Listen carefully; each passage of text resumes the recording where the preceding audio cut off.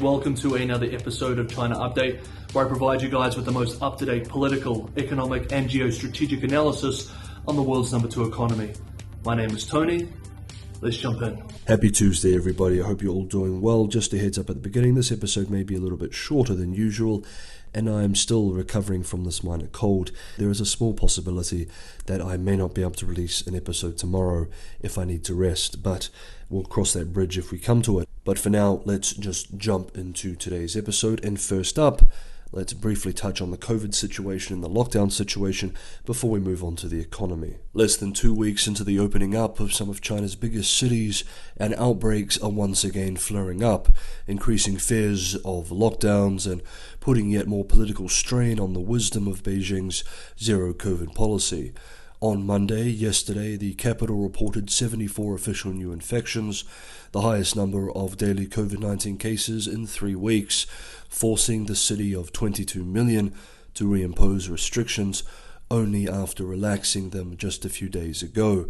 Most schools in Beijing have delayed a reopening that was planned for yesterday, sporting competitions have been cancelled, and more entertainment venues, including bars, karaoke bars, etc., have been closed. More than 700 restaurants and counting have halted dine-in services. Shanghai has seen more districts and sub-districts be put under lockdown or restrictions in the last 48 hours, though official cases remain very low, with the financial megacity reporting 17 official cases, for Monday, down from 37 on Sunday. It goes without saying that these flare-ups showcase the difficulty in completely eliminating infections across the country, and of course the inherent whack-a-mole that comes with this policy priority. And it's not just Shanghai and Beijing that are seeing these issues. We are seeing outbreaks and lockdowns be implemented across dozens of localities across the country. It's just places like Beijing and Shanghai are the most important to follow because they are key major hubs in the country. But of course, until China concludes its party congress later this year, this expensive policy will remain in place. The question is, what will the final cost end up being? If you guys enjoyed the video, don't forget to hit the like button, and for anyone who wants to go the extra mile and support the channel, Patreon, buy me a coffee, crypto links are in the description below. Thank you so much, everybody. Now let's move into the main part of this episode, the economy. And first up for the economy, the property sector. Cash-strapped property developers in South China's Guangdong province have asked the local government to relax policy which restricts them from cutting prices as they see fit. Now, these restrictions explain how, while we have seen massive collapses in housing sales across the country every month of this year, the decline in new home prices has been much more modest.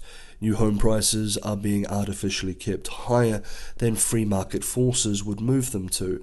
We remember that Beijing has made home price stability a top political task for local authorities, and white-knuckled regulators understand just how devastating, economically as well as politically, a large correction in house prices would be. Indeed, in the second half of last year, 25 major cities nationwide introduced policies to limit how many developers could cut prices. For example, back in August, Yueyang in Hunan province criminalized developers selling homes for any less than 15% of the price registered with the government. As such, the above-mentioned request from developers puts local authorities in Guangdong in a tough position. Caixin analysts correctly argue that allowing developers to lower prices could cause a market-rolling drop in housing prices, while maintaining current restrictions risks further squeezing an industry that is already rife with companies teetering on collapse, to use their words. Quote, under financial pressure due to lethargic sales and regulatory limits on their debt ratios, some real estate companies have tried slashing home prices in smaller cities in the hope of raising cash fast, only to run up against local governments that restrict them from either cutting or raising prices. The Property Industry Chamber said that the situation was preventing distressed developers from rescuing themselves. Where local governments have eased restrictions this year has been on the demand side. However, as we have seen, households are not biting, and it's not surprising. Economic slowdown and lockdowns aside, the imposition of what are essentially price floors very rarely support robust consumer confidence. However, while developers are not permitted to sell homes to consumers at lower prices, there is one buyer who they are allowed to sell to cheap: the state. Quote, "Some struggling private developers have tried selling assets to state-owned peers and asset management companies. However, the Guangdong Real Estate Chamber of Commerce complained that prospective buyers were playing hardball, with some offering prices far below the developer's initial investment. The chamber then tried out the following argument: if state-owned enterprises can acquire the high-quality assets of private enterprises at discounted prices, why can't people buy homes at discounted prices?" Next up, we have been following for almost 2 months now the thousands of depositors who have been fighting to recover their savings from several banks which froze their accounts, an ongoing development which has increased fears of more bank runs on smaller, often rural lenders, as well as the general financial health of the country. We remember that this current crisis was sparked by the sudden suspension of cash withdrawals at 4 lenders in Henan province in late April. The withdrawal problems caused small-scale protests in Henan's provincial capital, Zhengzhou. Still to this day, most of the accounts remain frozen, and official statements blame fraudulent management practices at the banks.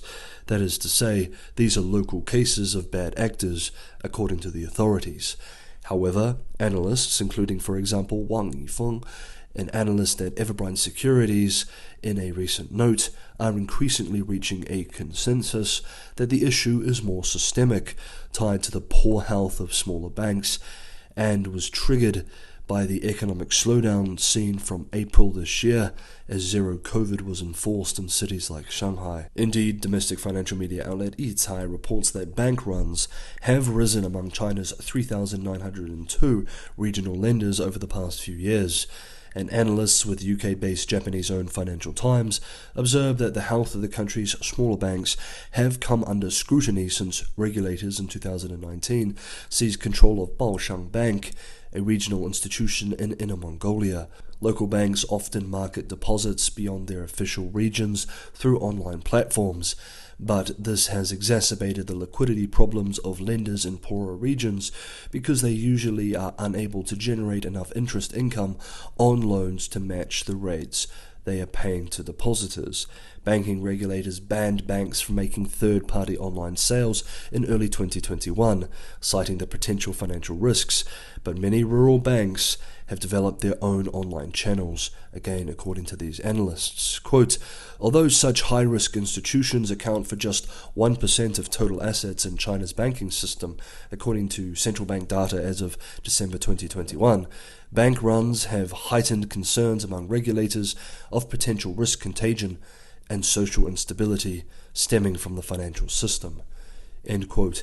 And as we continue to see more economic slowdown this year, with COVID policy rollout, this pressure on the financial system will only increase. So we will continue watching this space very closely. And lastly, for the economy and for today's episode, let's discuss once again the massive financial cost of mass COVID testing across the country. Unfortunately, some analysts are beginning to use the argument that, in fact, this expensive campaign, likely $26 billion in Q2 of this year, is actually positive for the economy, as it will give China's economy a much-needed shot in the arm, to quote one analyst.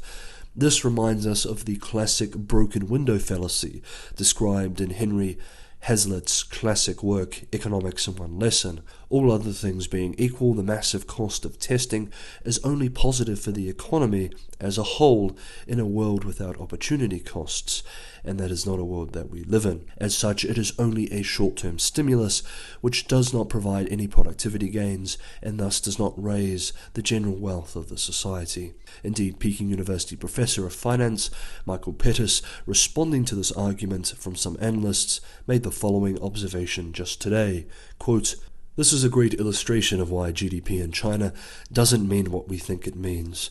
While it is true that massive spending on COVID testing, like massive spending on underutilized infrastructure, boosts the GDP numbers, it doesn't do so sustainably. It must eventually be reversed as the cost is allocated to other sectors of the economy with no real increase in the productive capacity of the economy.